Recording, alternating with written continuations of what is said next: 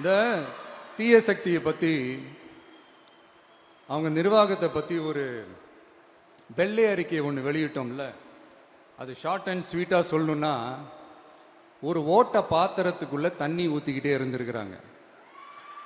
பாத்திரம் எம்டியாகவே இருந்திருக்கு, ஆனால் ஊற்றின தண்ணி தான் எங்கே போச்சுன்னு தெரில. கடவுளுக்கு தான் வெளிச்சம். அது மாதிரி இப்போ நம்ம சொன்னதெல்லாம் சும்மா ஒரு சாம்பிள் தான். இன்னும் வரப்போகிற நாட்களில் உங்கள் அரசனுடைய அந்த விஸ்வரூபத்தை நீங்கள் பார்ப்பீங்க. அடுத்து வாயத் தொடங்க சிஎம். அடாடா, உங்கள் சிஎம் நெஞ்சிலேயே குத்திட்டு வந்தீங்க பாருங்க, அதெல்லாம் வேற லெவல். பேசுங்க பேசுங்கன்றீங்க, பேசுனா எந்திரிச்சு ஓடிடுறீங்க. இனிமே பேச ஆரம்பிக்கிறதுக்கு முன்னாடி என்ன பண்ணணும் அப்படின்னா, ஒரு நண்பர் ஒருத்தர் சொன்னார், மாண்புமிகு பேரவைத் தலைவர் அவர்களே எல்லா டோரையும் இழுத்து லாக் பண்ணுங்க அப்படின்னு சொல்லிட்டு தான் பேச்ச ஆரம்பிக்கணும் போல் இருக்கு. ஏன்னா பேசிட்டு இருக்கும் போது எந்திரிச்சு ஓடிடுறாங்க. 5 நிமிஷம் பேசினதுக்கே குளத்தூர்ல கொத்து பரோட்டா போட்டாங்க. இதுக்கு மேல பேசினா மொத்தமா முடிஞ்சிடும், பாத்துக்கங்க.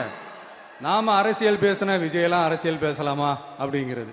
சரிப்பா, நமக்கு எதுக்கு வம்பு, நம்ம பாட்டுக்கு நம்ம வேலையை பார்ப்போம், எதுக்கு அவங்கள பற்றி பேசிக்கிட்டு அப்படின்னு இருந்தா விஜய்க்கு அரசியலே பேச தெரில அப்படிங்கிறது.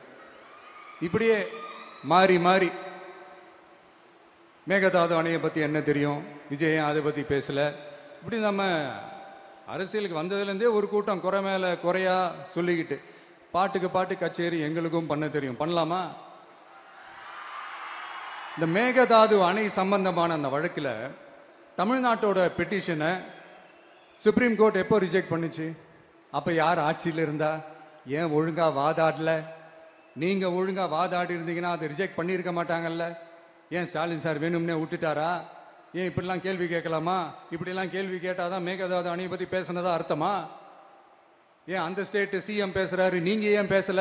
அப்படின்னா நம்ம ஸ்டேட்டோட உரிமையை எங்கே நிலைநிறுத்தணுமோ அதுக்காக வேலை பார்க்கறது மட்டும்தான் முக்கியம்.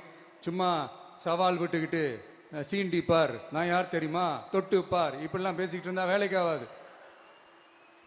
சும்மா பேசி பேசி பிரச்சனையை வளர்த்துக்கிட்டு யார் மேலே அது பழியை தூக்கி போட்டுட்டு அப்புறம் மக்களை அம்போன்னு தெருவில் விட்டுட்டு இப்படிதான் ஒரு அரசியல் பண்ணணும்னா அந்த அரசியல் நமக்கு தேவையும் இல்லை, அதை நம்ம செய்யவும் போறதில்லை. Talk less work more mode தான், அதுதான் நம்ம பாலிசியே. அதனாலதான் சட்டசபையில் அந்த அரசினர் தீர்மானம்னு சொல்லி ஒன்று கொண்டு வந்தோம். அது எப்படி டு டேக் இட் ஃபார்வர்ட், எப்படி கொண்டு போகணுமோ அதை சரியாக செய்வோம். சென்ட்ரல் கவர்மெண்ட்லேருந்து அந்த டீலிமிட்டேஷனை திரும்ப கொண்டு வர போகிறதா ஒரு பேச்சு ஒன்று அடிபடுது. யார் என்ன டீலிமிட்டேஷன் கொண்டு வந்தாலும் தமிழ்நாடு அது ஒத்துக்காது. நமக்கான இடத்தை யாரும் பறிக்கவும் முடியாது, அது பறிக்கவும் விட மாட்டோம்.